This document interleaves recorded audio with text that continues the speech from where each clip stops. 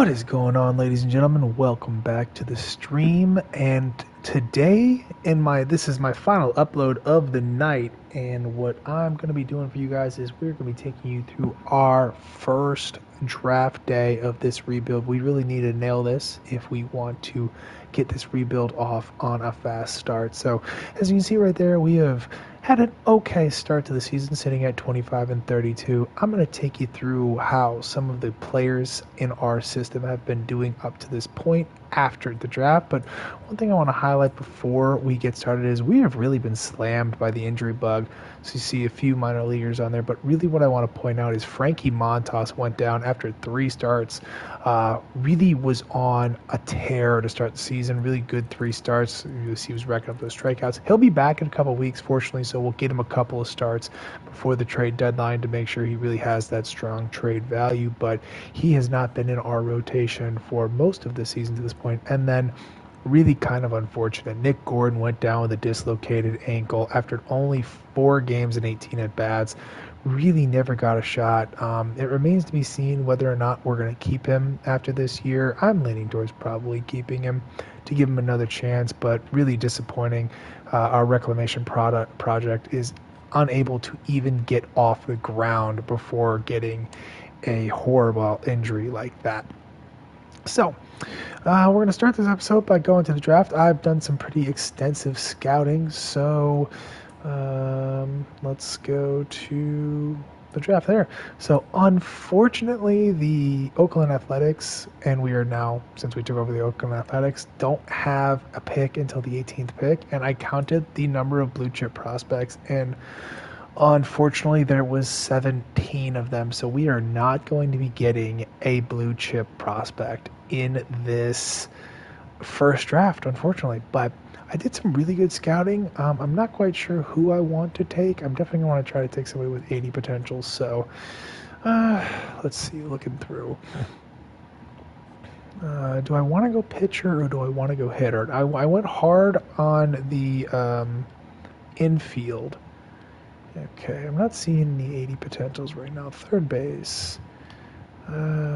Andres Oliva, but he's only 55 overall, so Oliva is in consideration. Ooh, you know what? We don't have a true shortstop, and this kid defensively, Arellano, I think that might be the guy I'm most interested in right now. Let's see.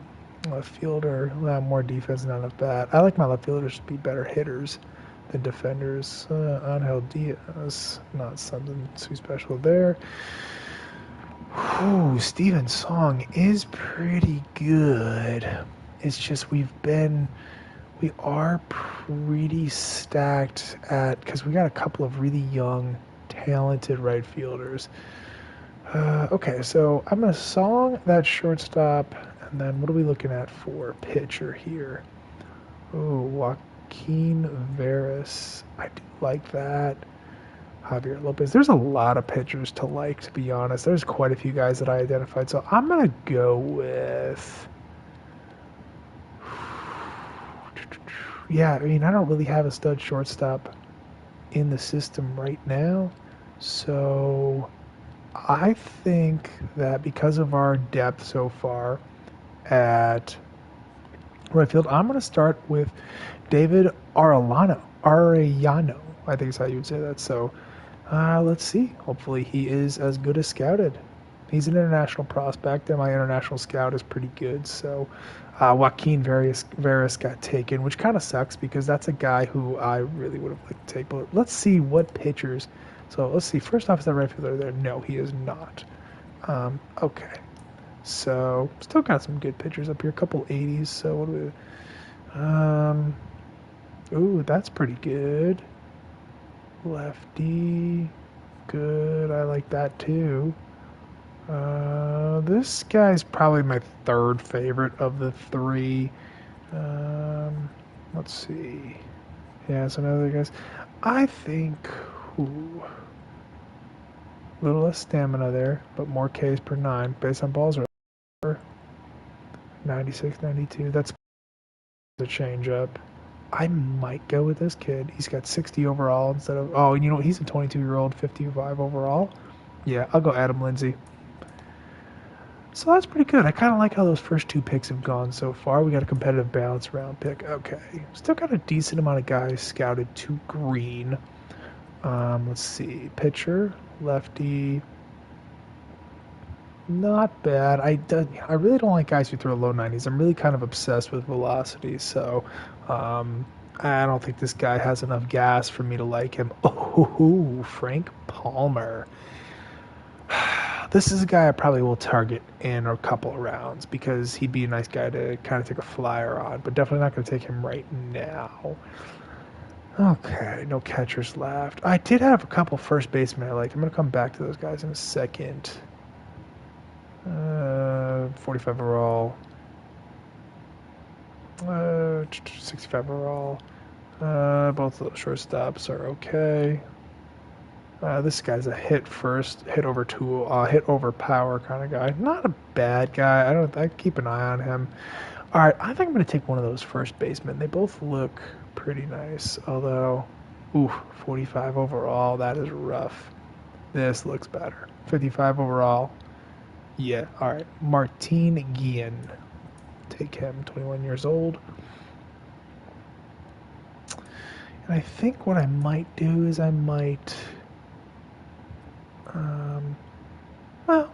well, 45 overall, I don't want to take him. Let's see. Alexis Cortez. Frank Palmer. Is that left fielder that I was looking at gone? Yeah, he's gone. So, yeah, I mean, man, only 3 picks in. I am out of really good prospects left to take. I could take flyers on guys, I guess. There are some guys I didn't scout. Catcher. Second baseman. I guess I could take a look at this kid. I stopped scouting him. He got the handlebar mustache, though. You know what? I will take him right now. See what he ends up being. Switch hitter. I didn't like him because he didn't have a ton of speed, and he was more of a soft-hitting player, but we'll see what he is. Okay, still looking at a couple of shortstops sitting here. More power, switch hitter, arm strength, more speed here. I guess you can never have too many shortstops in your system, can you?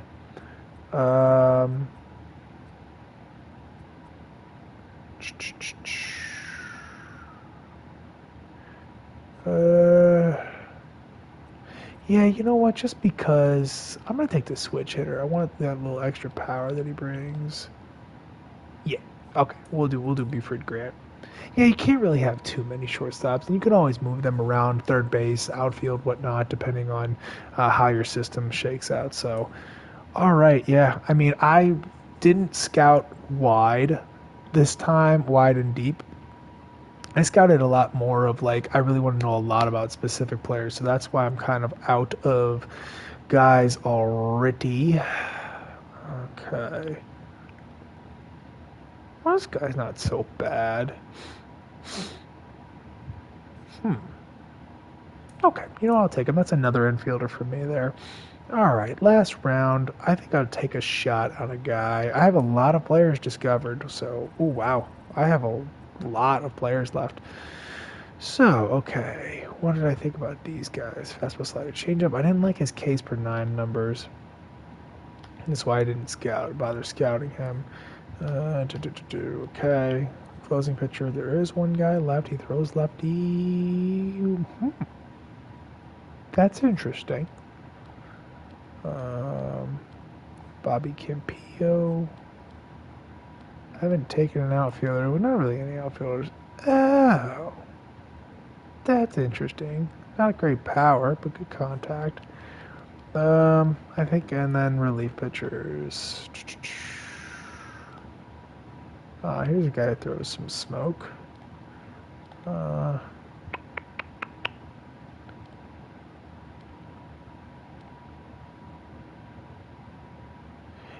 think I'll take this guy. He looks kind of interesting. Take a shot at an 18-year-old kid, see what I can get. So let's us go see how he did. Arellano, 88 potential. So, just so you guys know, I do knock down potentials and overalls for players. I have to look back. It's been a while since I've come up with the system, so I think Ariana will be 60 overall, 85 potential, if I remember correctly, but I'll have to double check that just to be sure. Lindsay would be a 60 overall with 84 potential. So I have two pretty solid picks to start, honestly. Um, I'm pretty happy with those two picks there. Definitely going to sign both of those guys right off the bat. Um, Gian, not bad. I mean, if 21 years old, 53 overall, not the best, but he's definitely got the pop that we had scouted, so I like that.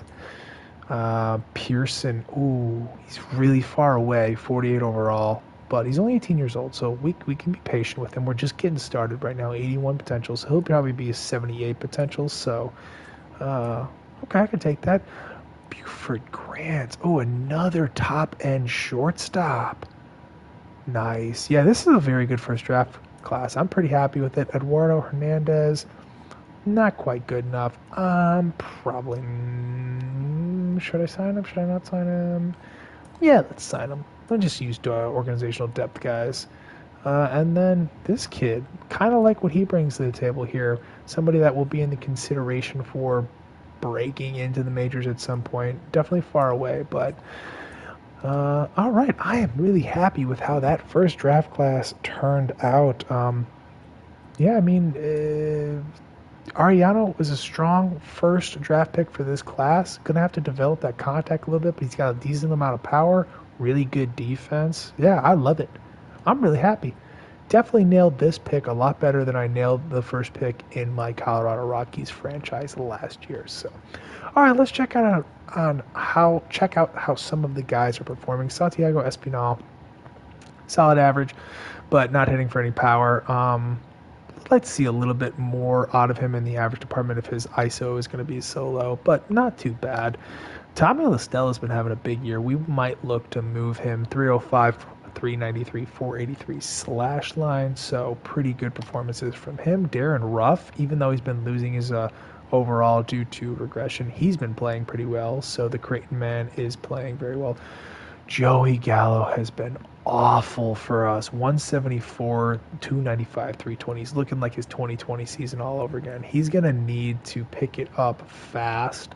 Otherwise, I'm not sure if we're even going to be able to trade him because who's going to want him? I mean, it's Joey Gallo, so somebody might want him, but our return is not going to be very good. So that is bad looking out for us. However, Yasiel Puig, back in the United States, back in the major leagues, and he is killing it. We are definitely going to look to trade him at the deadline with these numbers. Slugging 518. I love you, Puig.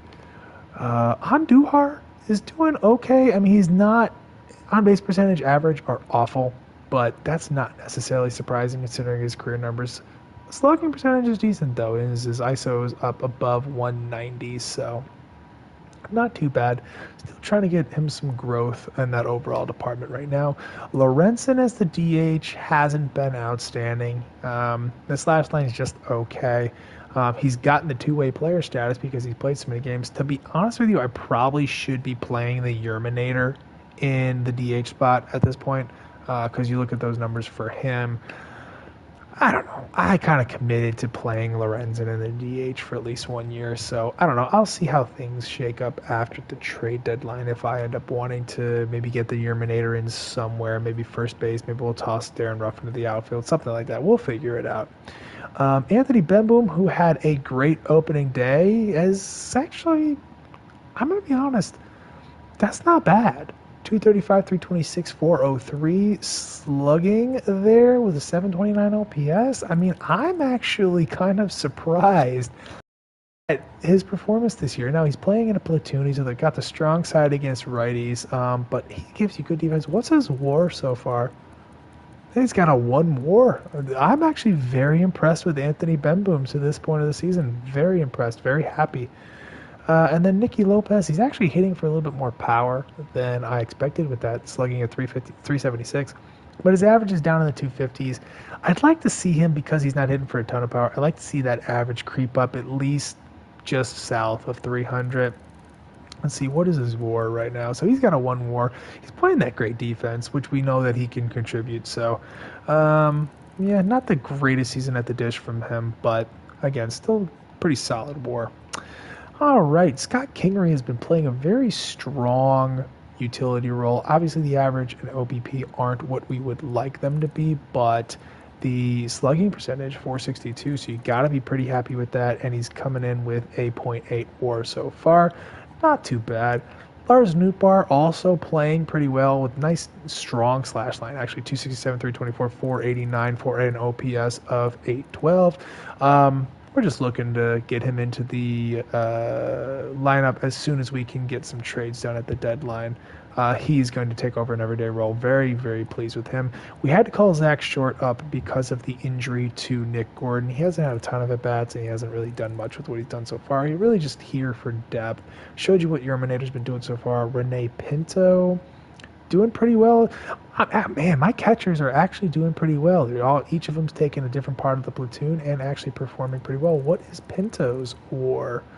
0.9 as well. So, yeah, I'm really happy with what I'm getting out of my catchers. Which is good because William Contreras is not playing very well in AAA. You see the slash line there, and that is pretty disappointing. He has not gained any overall, really losing some numbers in the batting departments. So, going to look at some of our top prospects of interest. Moniak, OBP is okay. Slugging is not. This is not what we were looking for out of our reclamation project. Dykeman, however, has been lighting it up. You see the slash line there. We're going to look to get him into the majors at some point. PJ Higgins, my boy, that's pretty good. Really no space for him in the majors right now with how good those catchers are playing, honestly. So just going to keep letting him sit down here in AAA. Taylor Trammell. Now, Mickey Moniak has not played well, but Taylor Trammell has played very well. Let's see. It doesn't tell me the K percentage. Let me calculate that real quick because that was one of my biggest concerns with him is his strikeout numbers. So he struck out 46 times and 169 at bats. That's only 27%. So that's not bad. We're getting some pretty good bumps in his vision so far. So +3 on the season. So Taylor Trammell might be finding himself with a role in the majors.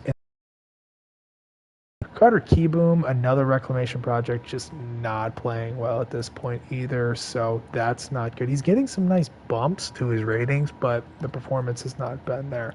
And then Adam Hall, one of our top prospects. Not great, but he's always been more of a glove-first player anyways. Okay, let's look at Gunnar Henderson. 178. Oh, boy. Not good. This is our top prospect, and he has not started the season well whatsoever. That is rough. Will Robertson, the Creighton grad, wish we could see a little bit more power out of him. Cole Roder had been playing pretty well. I guess the slugging is pretty good, but the average has dropped off of late. Kevin Made has not played well. I might consider dropping him back down to single A to save him from losing a bunch of overall. Yeah, I probably will end up doing that. So that covers pretty much everybody in the hitting department. So we had to call up Parker Dunshee is the pitcher we called up because I didn't want to rush Tukey Toussaint and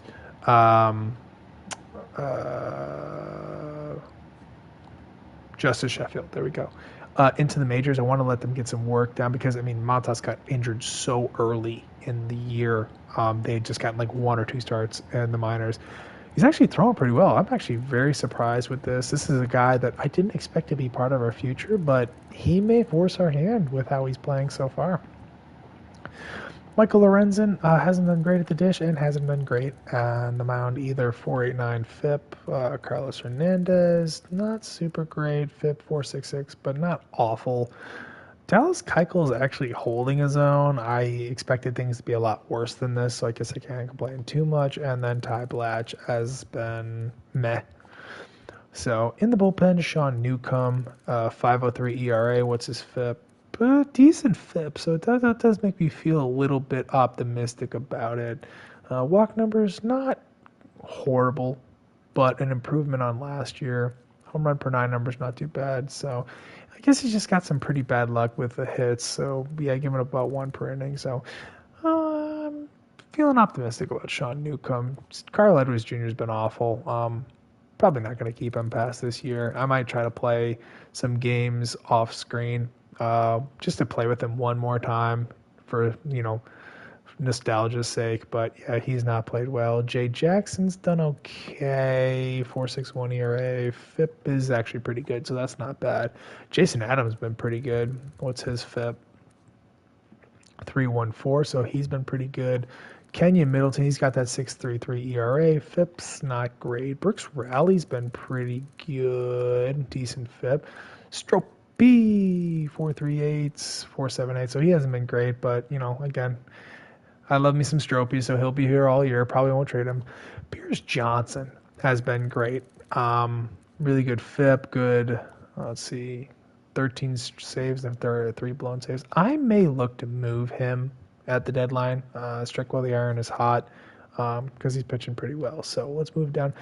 Justice Sheffield has been very good at single A. The whip's a little higher than I'd like, but he is playing pretty well. I might keep him down there all year just to get him some seasoning. Toussaint has not been good though, however. So I don't know. I will decide what I want to do with these guys as I go forward. We'll see what happens at the deadline as well. Glenn Otto, not so bad of a performance. You can see he's averaging over a strikeout per inning, which is good. I gotta say though, one thing about this roster set that makes me very happy is I'm very happy with this roster, how it's working, is guys are actually striking out more batters than one per inning in the minors. I used to see guys with like Ks per nine of 7 with other rosters, and it always frustrated me because like there was guys with good K pitchers who would not strike out players. So I'm very happy to be seeing that, definitely. Bowden Francis, not pitching very well, but Bo Brisk has. So some interesting players down there. A couple of our other top prospects. For Luis Frias, he's pitched pretty well. And Tyler Ivey has been filthy. So we will probably get Tyler Ivey and maybe Luis Frias into the majors at some point. Mike Wright has also pitched pretty well. So he's a nice little depth option for us. Kyle Nicholas hasn't been awful, but not great either. Riley Thompson, 66 strikeouts in 49 2/3. Nice. Chris Clarkson on a hot streak right now. Beck Way has really struggled. The Yankees prospect that we stole. Not really doing well at all. Dylan Dodd has just been okay.